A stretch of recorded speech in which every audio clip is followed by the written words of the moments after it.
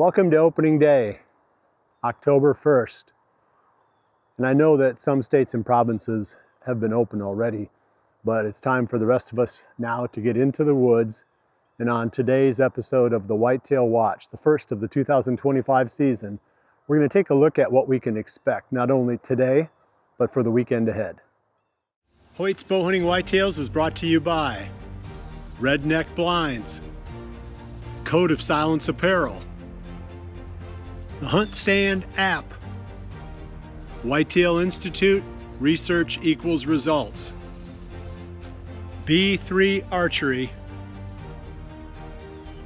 Muddy Outdoors tree stands, Stealth Cam trail cameras, My Outdoor TV, and Hoyt.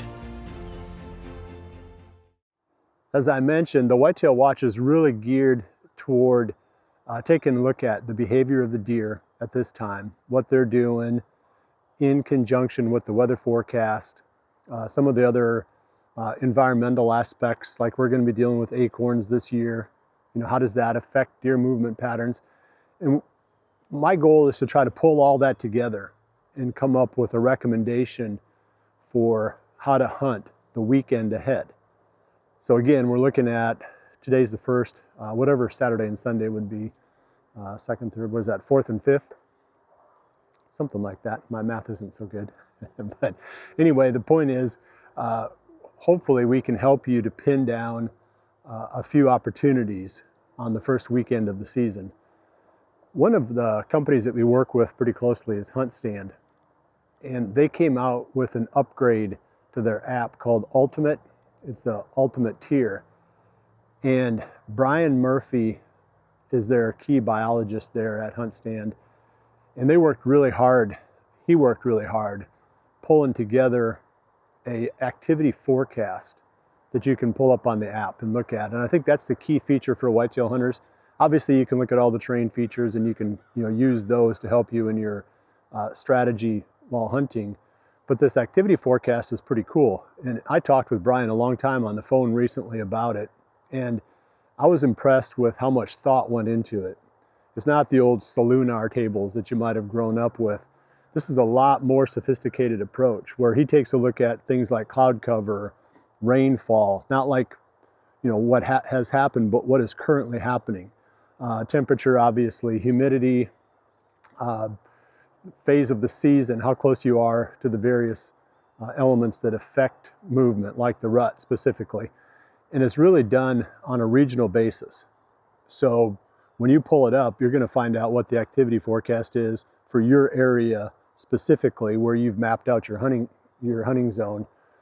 So I pulled it up for my area, and nothing super exciting there for this weekend. They're hitting right around 60% activity rate, which, that score doesn't really mean that you're going to, 60% chance of seeing deer.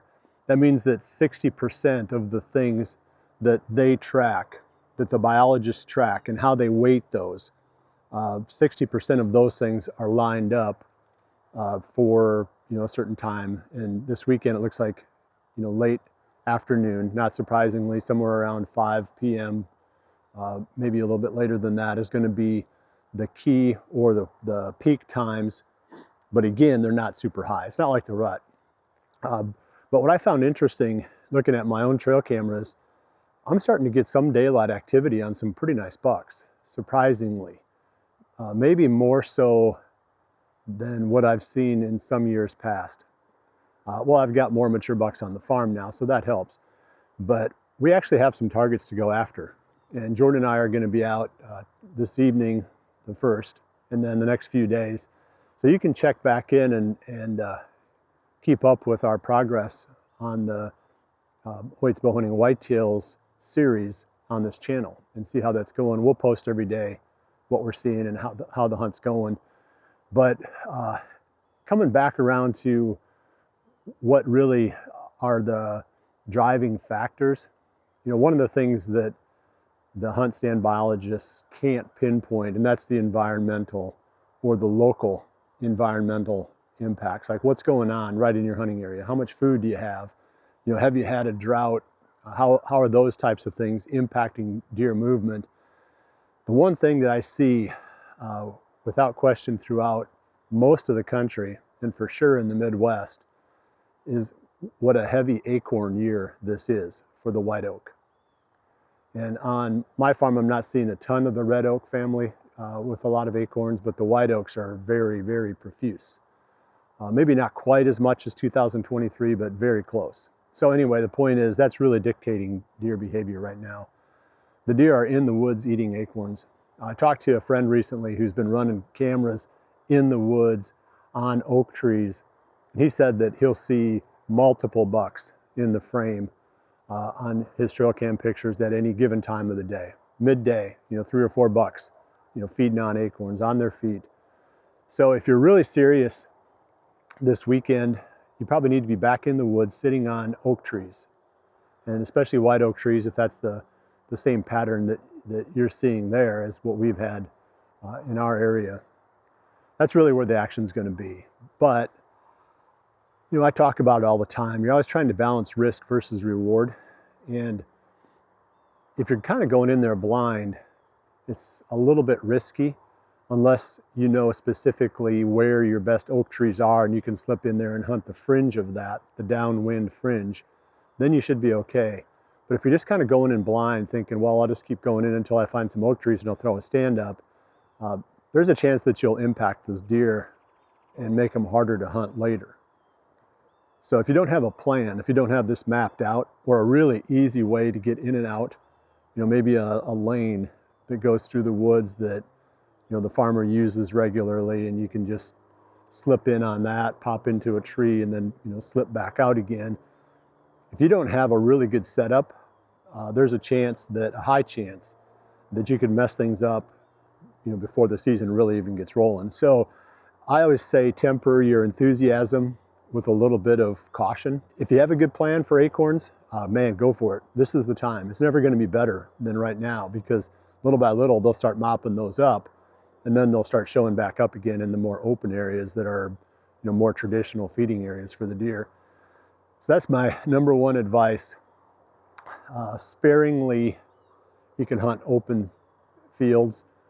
I mean, it's never a bad choice. And again, now is not the time to be aggressive, because if you educate these deer, they just become harder to kill later. Temperature is another key factor that we always look at when we're trying to predict activity. It's going to be really warm this weekend. This whole week, all through the weekend, looks like it's going to be way above what we would like to see for peak deer movement. It does cool down in the evenings though, and the humidity is fairly low.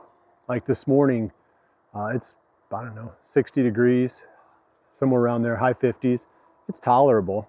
So it's not as if the humidity is going to stay high and it's going to be in the 70s at night, and the deer is just going to be like suppressed. I do think they'll still move, but it might not be obviously until those last half hour of legal shooting time. But I wouldn't let the temperature scare me. Again, like I said, because the humidity is fairly low, and that makes a big difference. And the temperature does drop down pretty nicely in the evenings.